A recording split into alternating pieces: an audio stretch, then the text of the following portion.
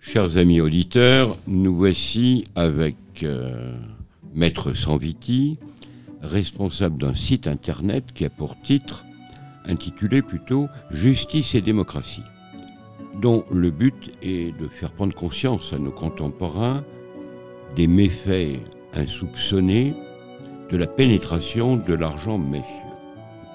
Il faut savoir que la notion de finance criminelle, en quelque sorte, a toujours existé sur le plan historique, puisque, vous le savez, les banques et les financiers, aussi bien dans l'Ancien Régime et dans toute l'Europe, ont toujours participé au financement de conflits et des guerres, c'est-à-dire ont prêté de l'argent, que ce soit des banques lombardes, vénitiennes, allemandes, protestantes, ont prêté de l'argent aux monarques, aux princes, pour mener leur guerre.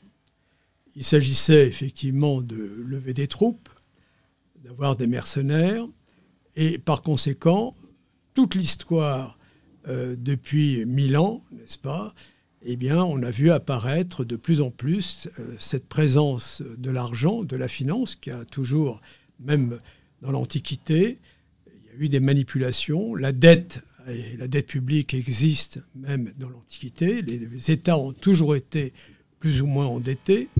Ce qui nous intéresse, c'est effectivement une troisième étape, c'est-à-dire qu'il y a eu 3 étapes. La première étape a été ce besoin de recourir au financement pour mener des guerres de conquête. C'était en quelque sorte des fonds secrets. C'était des fonds secrets, mais avec pas trop secrets pour 2 raisons. D'une part, parce que les activités bancaires, comme vous le savez, les échanges et la mondialisation sur le plan commercial a toujours existé, n'est-ce pas, avec l'Asie, avec la Chine. L'or, n'est-ce pas, l'Espagne et les galions et l'arraisonnement, effectivement, par les navires anglais, Drake notamment, n'est-ce pas, l'or espagnol qui avait été... C'était accaparé les Anglais, l'Angleterre. Et par conséquent, l'argent a toujours été le nerf de la guerre, au sens propre du terme. C'est-à-dire que les princes, les monarques ont eu recours aux usuriers, aux banquiers, et avec 2 ou 3 attitudes très différentes, puisque dans certains cas, l'exemple le plus connu étant celui de Philippe le Bel, avec les Templiers, le Temple, n'est-ce pas? C'est-à-dire qu'on a... Aussi bien Philippe le Bel a manipulé, paraît-il, la monnaie, puisque les alliages de monnaie, la monnaie métal, suivant la proportion des alliages, vous pouviez plus ou moins dévaloriser cette monnaie, mais également, l'histoire la plus connue, puisqu'ils ont été envoyés au bûcher, c'est le trésor des Templiers qui, justement, a permis à Philippe le Bel d'éviter d'avoir à rembourser cette dette, et on retrouve dans toute l'histoire cette alliance entre l'argent, le monde de la finance, de la banque à l'époque, et les pouvoirs qui étaient des pouvoirs princiers des monarchies ou des empires. La deuxième étape a été effectivement ce passage progressif, et notamment, je pense que la part la plus importante de la finance s'est accrue au XIXe siècle, mais déjà sous la Révolution, vous savez que les influences extérieures, notamment anglaises, au travers du financement de certains hommes politiques, la personnalité de Danton ou d'autres, ont pu être plus ou moins influencés par des lobbies, puisque le lobby est une création anglaise, ce sont effectivement des pressions, n'est-ce pas, qui étaient exercées par des milieux économiques et financiers sur les parlementaires. Et on pense effectivement que parmi les protagonistes qui sont à l'origine du mouvement révolutionnaire, la finance a eu sa part. Elle a eu sa part également, puisque c'est reconnu que dans l'alliance, n'est-ce pas, contre l'Empire et contre Napoléon, vous avez eu la Russie, l'Angleterre, tous les empires qui s'étaient ligués contre Napoléon étaient soutenus par des financiers. Ensuite, au XIXe siècle, et alors là, vous avez des ouvrages, notamment l'ouvrage du professeur Jamet sur la spéculation et la finance, où on s'aperçoit que la part prise par la spéculation, par l'intermédiaire des bourses, n'est-ce pas, des marchés financiers, a pris une importance de plus en plus accrue. Et vous savez que la crise de 1929 aux États-Unis est un peu la conséquence de ces manipulations financières. Il en est résulté des décisions qui ont été prises à l'époque par les présidents américains successifs pour essayer, je dis bien essayer, d'endiguer, de réguler cette finance. Il est manifeste que la finance, avant de recevoir cette qualification tout de même péjorative qui est la finance criminelle, n'est-ce pas, a pris une importance stratégique et elle a acquis d'une certaine façon, c'est la deuxième étape, une forme d'indépendance au XIXe et au XXe siècle. C'est-à-dire qu'elle est devenue un pouvoir qui s'est affranchi des États et l'ancien secrétaire des Nations Unies, Boutros Ghali, on peut trouver sa déclaration sur Internet, rappelait quelques mois, je crois, ou quelques années, très peu de temps avant sa disparition, avant sa mort, que l'ONU n'était absolument plus représentative des pouvoirs qui se partageaient le monde, n'est-ce pas, les États, les multinationales, à notre époque. Et la finance avait pris un envol que vous connaissez, et manifestement, eh bien, au travers de la spéculation, des outils financiers de plus en plus sophistiqués, la titrisation, la crise des subprimes en a été un des exemples. Il est manifeste que la finance a pris son envol, et dans les articles, quelques articles que j'ai apportés, puisqu'il suffirait, on va faire un bref rappel des articles de presse et des ouvrages consacrés à ce sujet, eh bien, on s'aperçoit que la part dans le PIB, par exemple, de la Grande-Bretagne, de l'Angleterre, de la finance représente plus de 12%, que le trafic de la drogue, qui fait partie des trafics les plus lucratifs avec celui des armes, du trafic d'êtres humains et de la contrefaçon et d'autres trafics, n'est-ce pas, eh bien, représente plus de 5 à 8%. Donc la deuxième étape, ça a consisté effectivement pour cette finance anglo-américaine. La City a une part très importante. Vous savez qu'on a, avec Bretton Woods, on a séparé effectivement l'or pour permettre au dollar de prendre encore plus d'envol et de liberté avec la planche à billets. Et par conséquent, la chute des frontières, l'absence et l'impossibilité en l'état actuellement, c'est une chose parfaitement acquise, de réguler la finance mondiale.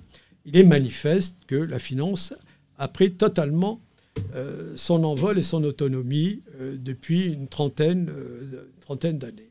La troisième étape qui a, je dirais, appelé et interrogé certains spécialistes de la criminologie, des magistrats et bien entendu des policiers et des militaires même, la troisième étape a été plus inquiétante puisque le système financier qui repose et qui a été institué à la fois au travers du droit anglo-saxon, au travers des pratiques anglaises mais également américaines, a mis en place depuis de nombreuses années des outils juridiques très sophistiqués qui permettent une opacité favorable à la pénétration de l'argent criminel dans l'économie légale. Par conséquent, la troisième étape pourrait se traduire comme une forme de guerre de conquête menée à la fois non plus par des empires ou des États, mais par des milieux financiers, quels qu'ils soient. Il faut éliminer tout de suite, lorsqu'on aborde ces sujets-là, il faut d'abord être très humble, ensuite s'appuyer sur la documentation, puisque maintenant elle existe, quelques articles qu'on évoquera tout à l'heure peuvent le démontrer, et éliminer encore une fois toute notion de complot.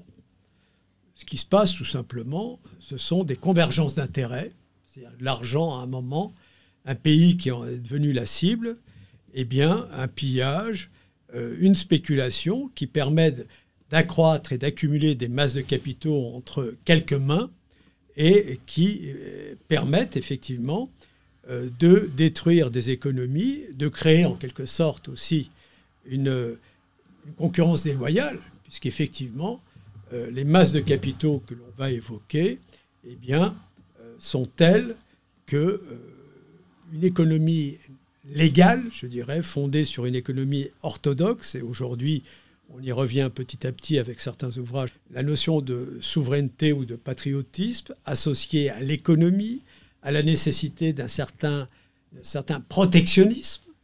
On l'a vu avec la pandémie, avec les médicaments. Or, vous savez que la contrefaçon des médicaments est l'un des secteurs les plus lucratifs avec celui de la drogue qui permet effectivement l'enrichissement de certains réseaux. Et on arrive donc à cette troisième étape au travers des paradis fiscaux, au travers des outils juridiques et comptables, du trust, de la fiducie, de la titrisation au niveau purement financier, des algorithmes, n'est-ce pas, du dévoiement des algorithmes, des mathématiques au service de cette finance.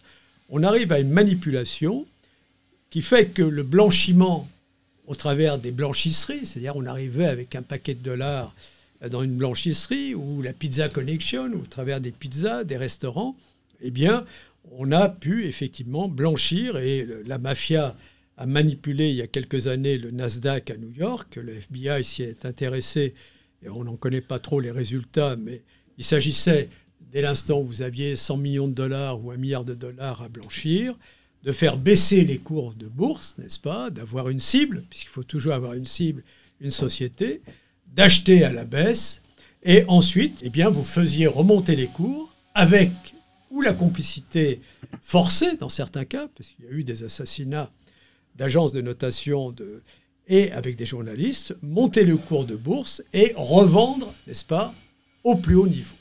Par conséquent, ce sont des opérations de blanchiment qui sont les plus classiques et les plus sophistiquées.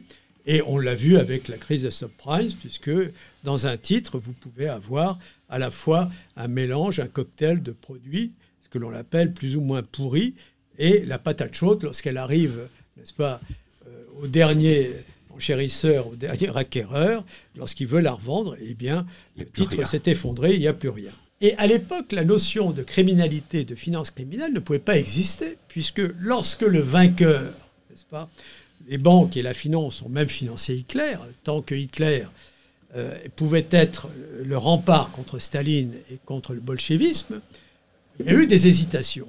Très rapidement, n'est-ce pas, le pacte entre Staline et Hitler, on sait ce qu'il en est advenu, et par conséquent, eh bien, il a fallu choisir son camp, et la finance, il n'était plus question, bien entendu, de soutenir Hitler, sauf, bien sûr, la finance allemande qui a pu, peu ou prou, les industriels financer ce régime. En revanche, ce qui est apparu, c'est que les vainqueurs et les financiers qui assistaient et qui avaient prêté aux pays vainqueurs étaient à la fois remboursés par le vainqueur et se payaient sur le tribut que l'on faisait payer aux vaincus. Et il arrivait très souvent, la finance a très souvent financé les deux camps, en disant de toute façon, quel que soit le vainqueur, je serai payé. Par conséquent, la troisième étape est très importante et très intéressante. Pourquoi ? Tout simplement parce que l'appât du gain, la cupidité, une part d'incompétence, et on y viendra tout à l'heure, a fait que les intermédiaires, les banquiers, les financiers, ont eu besoin de plus en plus d'argent. Le procureur général de la Cour d'appel de Paris le déclarait dans plusieurs articles. Il existe une totale hybridation entre les organisations criminelles de type mafieuse, n'est-ce pas, au sens large. La notion de mafia doit être prise, encore une fois, dans une terminologie très large, puisqu'il convient de distinguer, même en Italie, les 4 organisations mafieuses telles qu'elles existent, qui sont chacune ont leurs particularités, des triades, des 3 grandes triades chinoises, des yakuza japonais, des cartels colombiens d'Amérique du Sud, ou des voleurs dans la loi de la mafia russe. Il n'en demeure pas moins que toutes ces organisations ont en commun, n'est-ce pas, un patriotisme exacerbé au sens, n'est-ce pas, de leur famille, de leur réseau. Et dès l'instant où elles travaillent peu ou prou pour le pays pour le territoire où elles sont situées, elles travaillent d'abord pour elles. Et ce qu'appelait Fabrizio Calvi, l'un des spécialistes de la mafia, évoquant la chute des frontières et la montée en puissance des organisations mafieuses en général, le rappelait, évoquait la notion de village planétaire. Pourquoi ? Parce que ces organisations, notamment italiennes, avaient en commun des liens du sang, très importants, des origines territoriales de village, une langue commune, des méthodes et des règles communes, n'est-ce pas ? Et on y viendra tout à l'heure, puisque la jeune franco-colombienne Diana Villegas va recevoir le prix Joey Falcon. Elle a commis un article remarquable, absolument remarquable, la fabrique mafieuse de la loi, c'est-à-dire que aujourd'hui, effectivement, les organisations criminelles sont capables d'influencer des États, enfin des représentants d'organisations internationales, je ne les citerai pas, quelles qu'elles soient, de peser sur leurs décisions. Donc la troisième étape, si on voulait caricaturer, on dirait que en 1920-1925, la prohibition Al Capone, la troisième génération de Al Capone, la troisième génération a fait Harvard.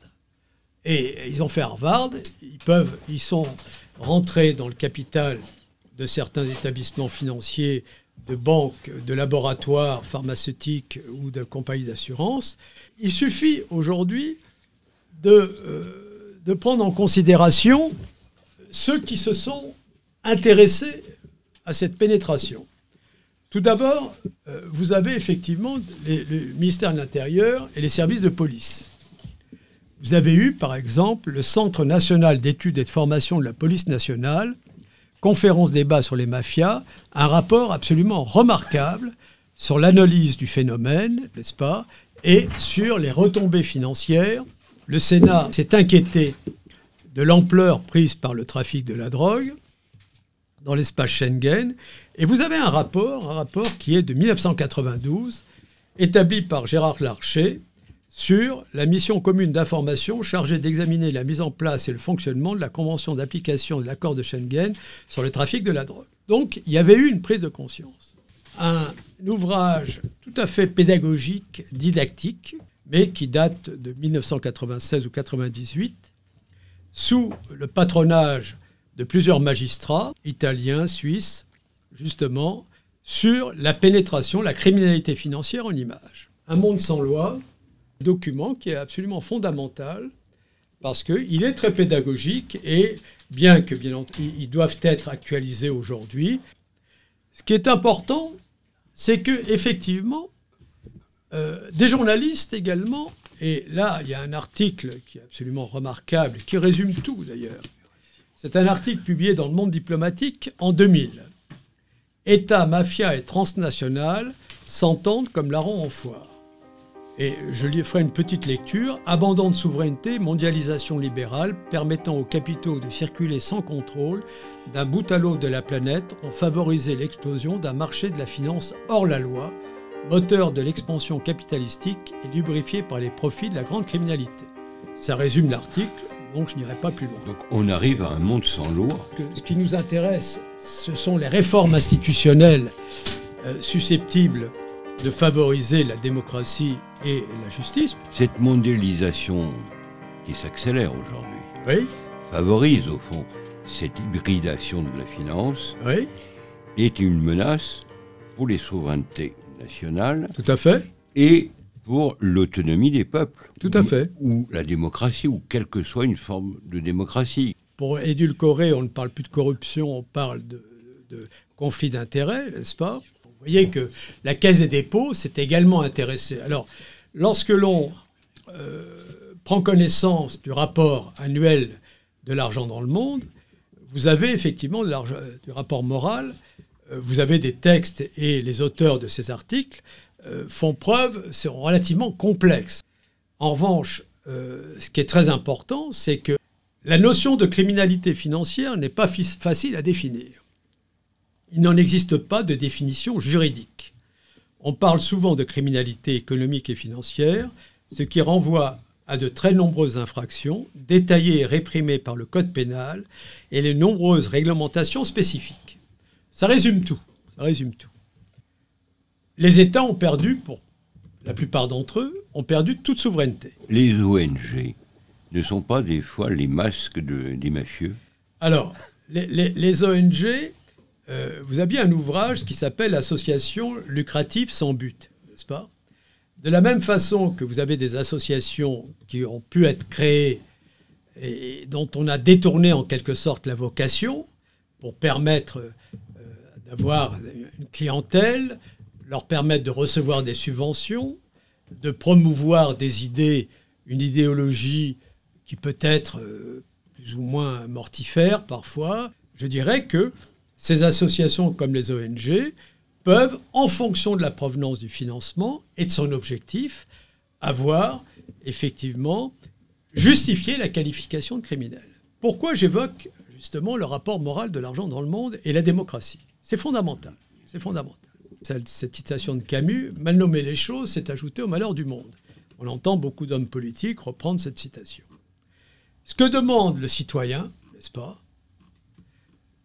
c'est tout simplement que l'on appelle un chat, un criminel. Et la finance criminelle, il convient notamment de faire pénétrer de l'argent d'origine criminelle dans l'économie légale, de le transformer, de le passer au filtre.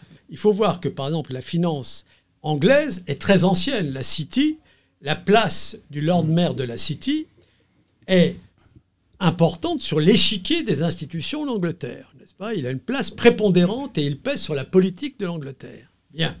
En revanche, les usages, le droit, la pratique financière telle qu'elle a été exportée aux États-Unis a amplifié le phénomène, n'est-ce pas? Et par conséquent, vous avez des fortunes qui se sont bâties aux États-Unis. Je prends deux exemples les plus connus. Les Rockefeller avec le pétrole, Carnegie avec l'acier, par exemple, l'industrie acierie. La finance criminelle est devenue le cheval de Troie d'organisations criminelles et terroristes qui s'entendent pour prendre le pouvoir au niveau mondial.